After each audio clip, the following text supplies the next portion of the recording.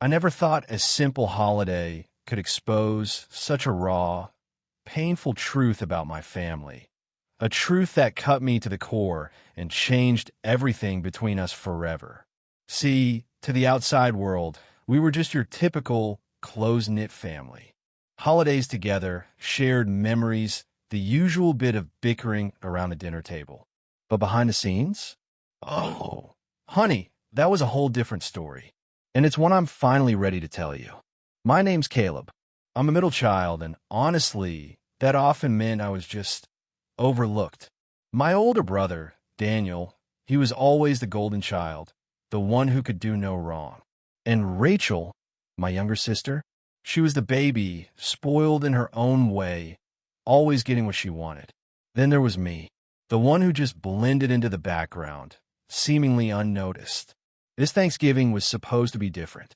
A few weeks before, Mom had told us things would be a bit more low-key this year. We're cutting back. You know how it is, she'd said. Budget issues and everything. No big feast, but we'll still spend the day together. It'll be nice. I didn't mind, truly. I was used to the budget talk. Part of me even hoped it was true. Maybe, just maybe, we could have a quiet dinner, the three of us, no drama, no fighting over the last piece of turkey. Just family. But then, the day before Thanksgiving, I got a message from Mom. A short, blunt text. Hey, Caleb, we're going to cancel dinner tomorrow. Things are tight, and everyone is staying home. Hope you understand. We'll do something next year. I read it twice. Cancel dinner? That felt a little extreme. Sure, money might be tight, but we'd had rough years before, and we never, ever just skipped Thanksgiving. Still, I thought, okay, whatever. If they don't want to do it, I'll just stay home and relax. I didn't think much of it then. But as evening rolled in, something about the whole situation just felt off. Maybe it was because I knew how much Mom used to love Thanksgiving. Or maybe it was the odd way she'd worded the message, like she was trying too hard to make sure I wouldn't question it. The next morning, my phone buzzed. It was Instagram. Rachel had posted a picture. My heart sank. A beautifully laid out dinner table. Candles. Turkey. The works. The caption read, "So thankful for this family, red heart," and she'd tagged Mom, Dad, and Daniel. I froze. Staring at the picture, my mind raced. Rachel was there, at a beautiful, perfect Thanksgiving dinner. Just like that. I didn't even think twice. I grabbed my jacket, slipped on my shoes, and drove to Rachel's house. I wasn't sure what I was going to do, but I had to know. Was this a mistake? Had I been left out again? Were they actively trying to make me feel like I wasn't part of the family? 20 minutes later, I was there. Mom's car was in the driveway. Daniel's right next to it. They were all there. The whole family, gathered around, pretending they had canceled Thanksgiving for me, when in reality, they'd gone ahead without me. I walked up to the front door, my hands clenched into fists. I knocked. The sound echoed, louder than it should have. Rachel opened the door, a smile plastered on her face, like she had no idea what I'd seen. "Oh, hey, Caleb, come on in." Her voice sounded too cheerful, too forced.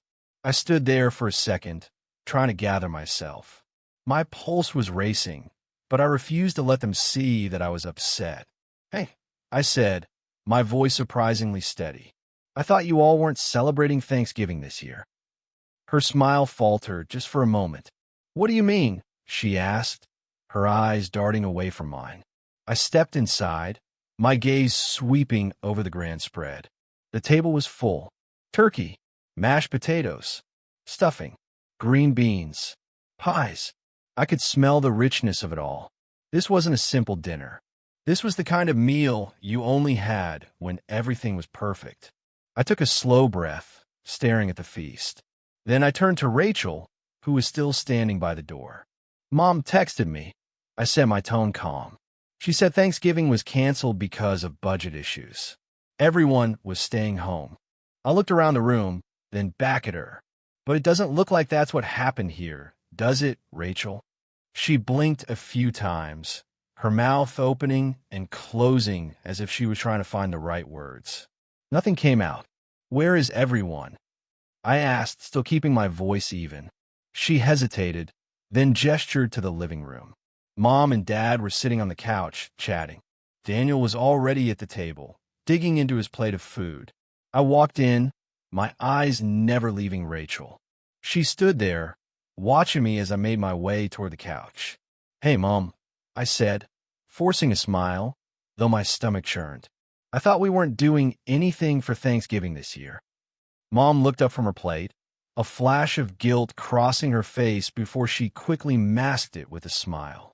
"Oh, Caleb, sweetheart," she said in her sweetest tone. "We just couldn't cancel this year. You know how it is. We wanted to do something special for Daniel and Rachel." The word stung, like a slap in the face. "So you all just decided to go ahead and have this without me, huh?"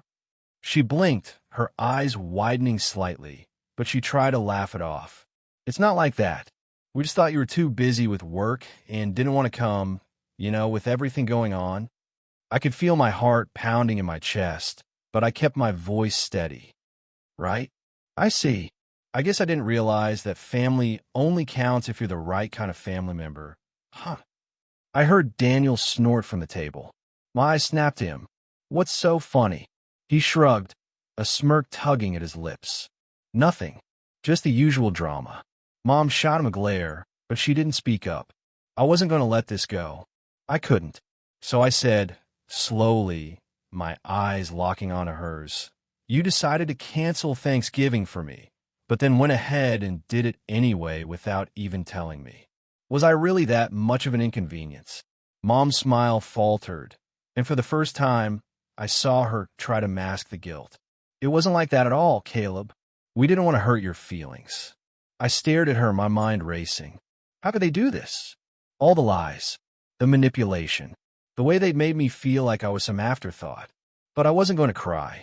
I wasn't going to make this easy for them. "I get it now," I said, turning around to leave. "You don't want me here, but at least be honest about it next time." And just before I stepped out the door, I heard Rachel call after me, "Caleb, wait." But I didn't turn around. And that, my friends, was only the beginning. I didn't look back when I walked out. Honestly, I didn't even know where I was going at that point. I just needed air, space to think. It wasn't just about Thanksgiving anymore. It wasn't just about being left out of family dinner. It was the lies, the manipulation, the way they'd always acted like my time, my presence, wasn't worth as much as anyone else's. As I drove home, I could feel the weight of everything crashing down on me. I had been there for them for so long, helping with bills when Dad's work had slowed down, babysitting Rachel's kids every time she needed a break. I'd even taken out a loan to buy Mom and Dad the car they'd been eyeing for months, something they desperately needed since their old one was falling apart. They had been talking about it for a while, and I thought it would be a good way to show them I cared. But that day, as I sat in my car, the harsh reality of what they had done hit me like a punch to the gut. The car, no, the gift, suddenly felt like a mistake. Why should I continue helping people who so clearly didn't care about me? It was like I was invisible to them unless they needed something. And this Thanksgiving fiasco, it wasn't the first time they'd made me feel small. I made a decision right there. I wasn't going to buy that car anymore. I was done playing the role of the obedient son, the one who cleaned up their messes, the one they could always count on when things got tough. They could figure out on their own for once. I picked up my phone and sent a text to the dealership. I had put a down payment on the car, but they hadn't processed the full paperwork yet. Cancel the order. I'm no longer interested in purchasing the car. I stared at the screen for a moment, the finality of it sinking in. It felt good, liberating even. For the first time, I felt like I was taking control of my life. They would have to figure things out like everyone else. The next day, Mom called me. I'd been expecting it.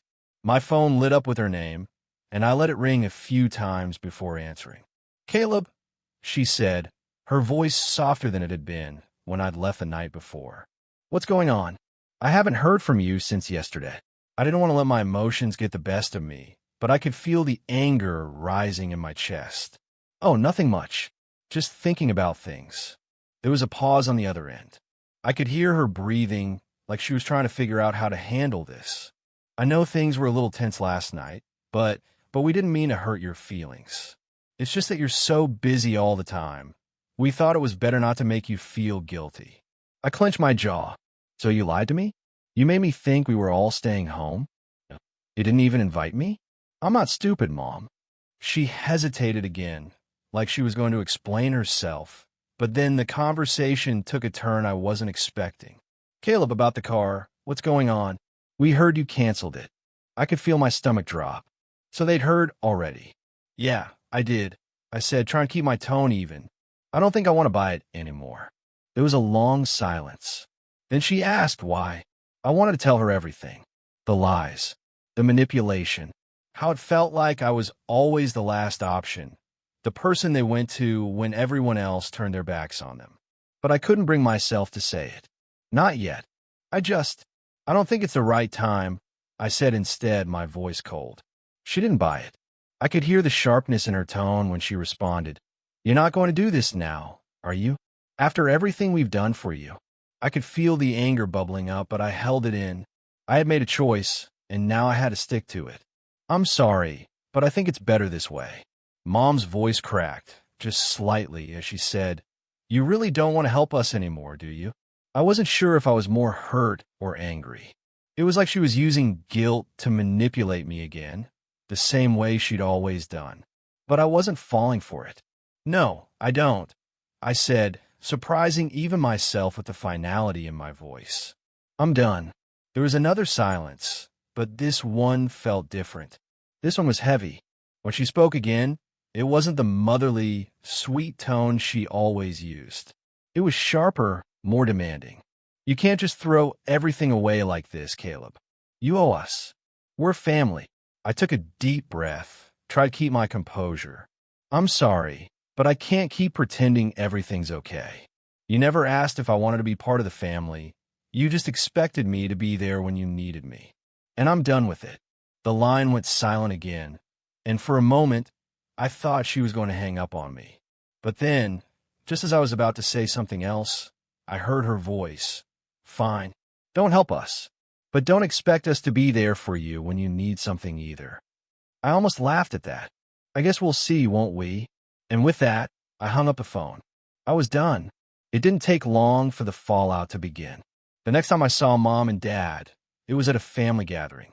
It wasn't even a big event, just a random Sunday afternoon when they thought we could all get together to talk things through.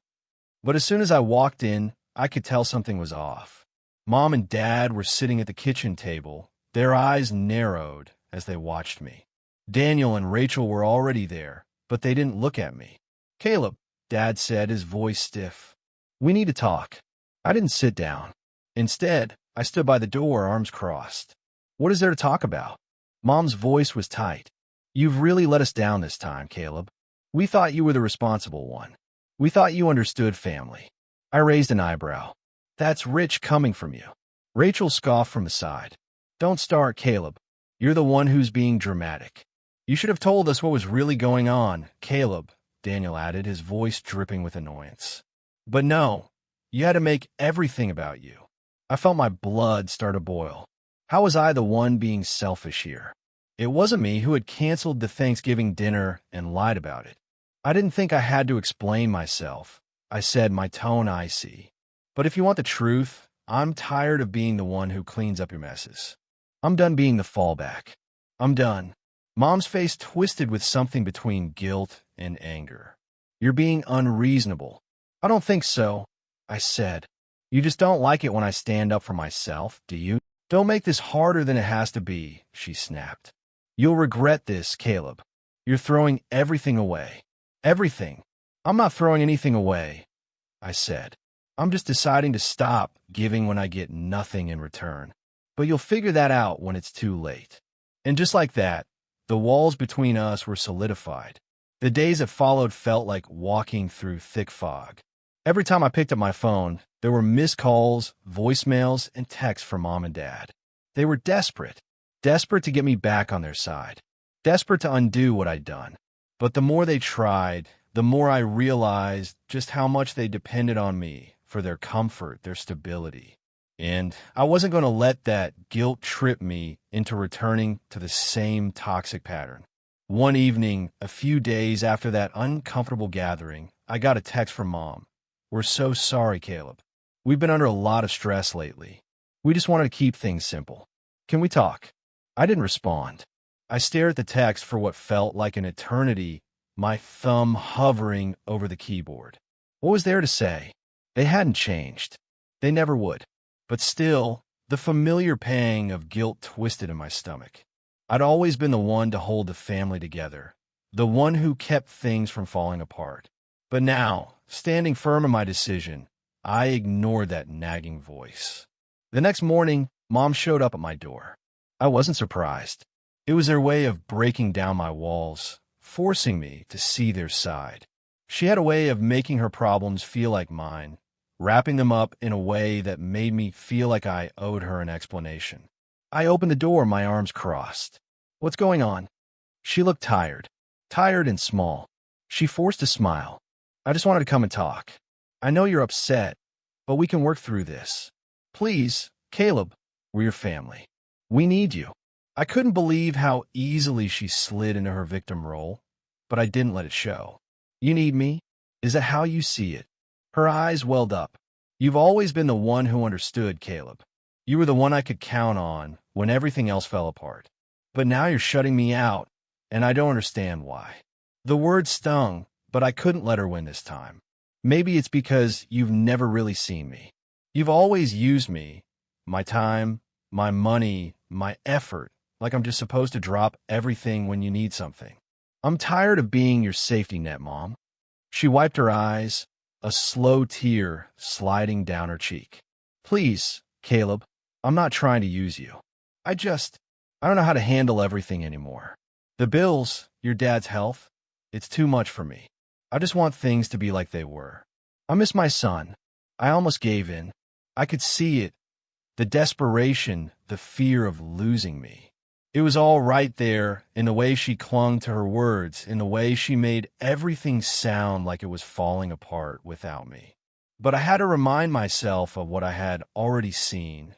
The games, the manipulation, the way they always made me feel like I was the one who had to hold it all together. "No, Mom," I said, shaking my head. "You don't get it. This isn't about me. It's about you and the way you treat me. You only see me when it's convenient for you.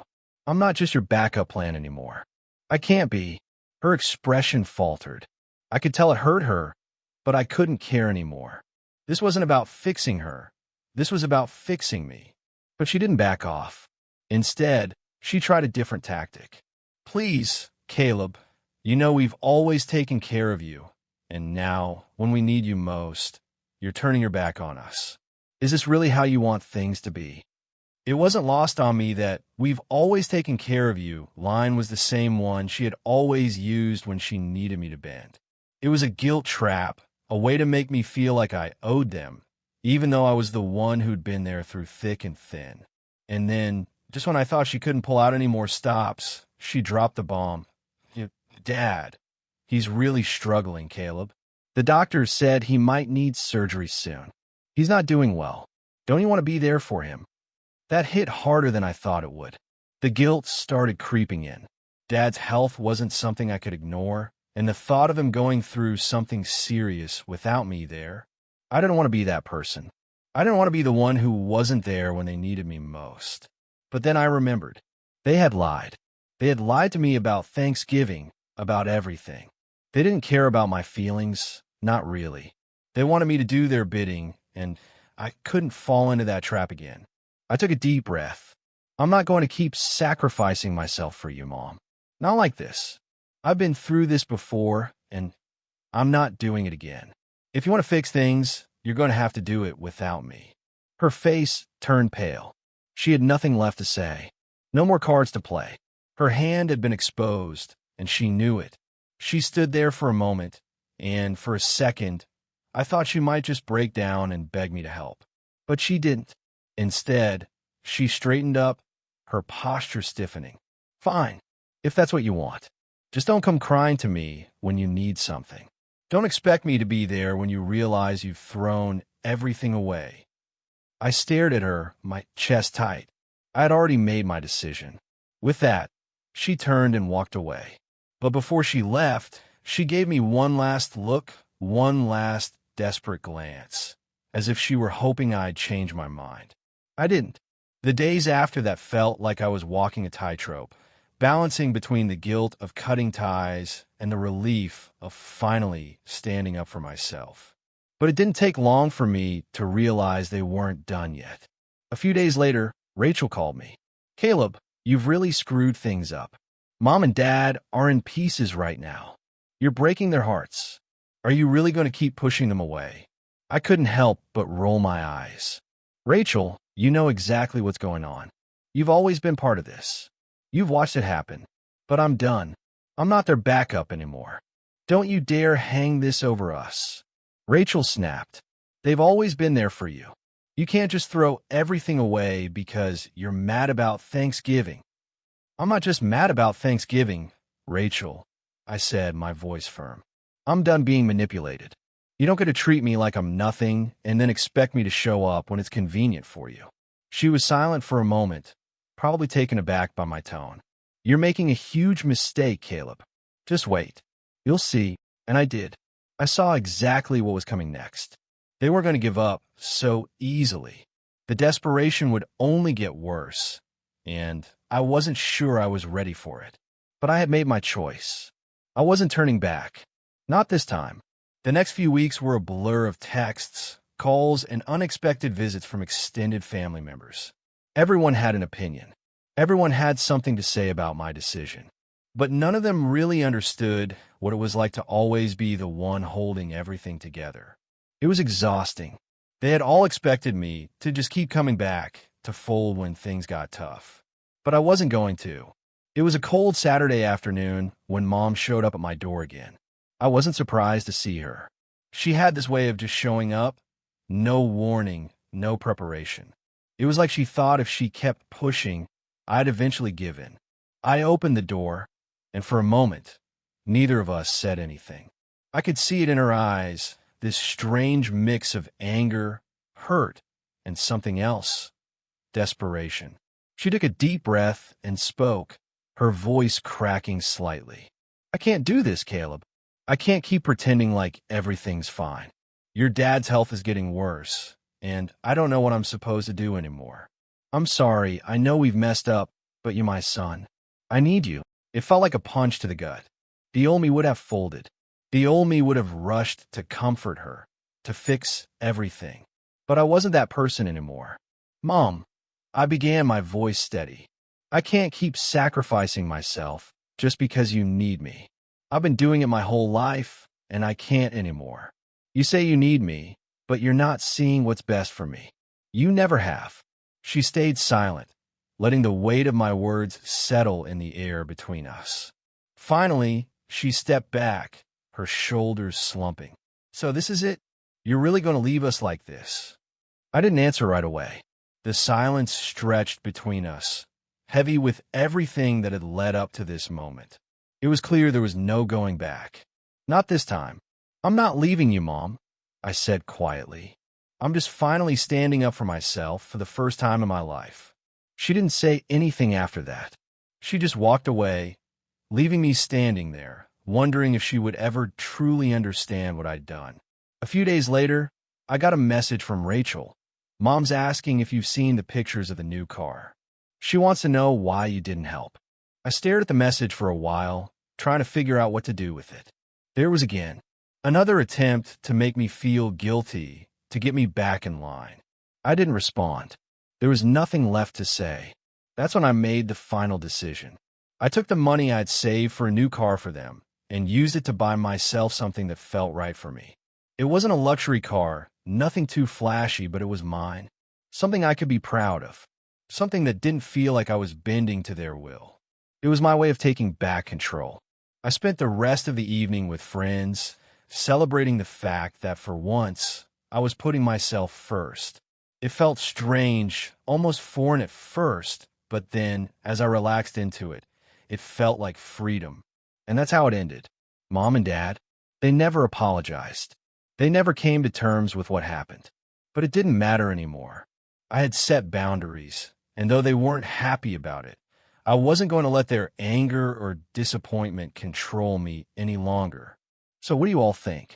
Did I do the right thing by finally standing up for myself? Or should I have tried harder to work things out with them?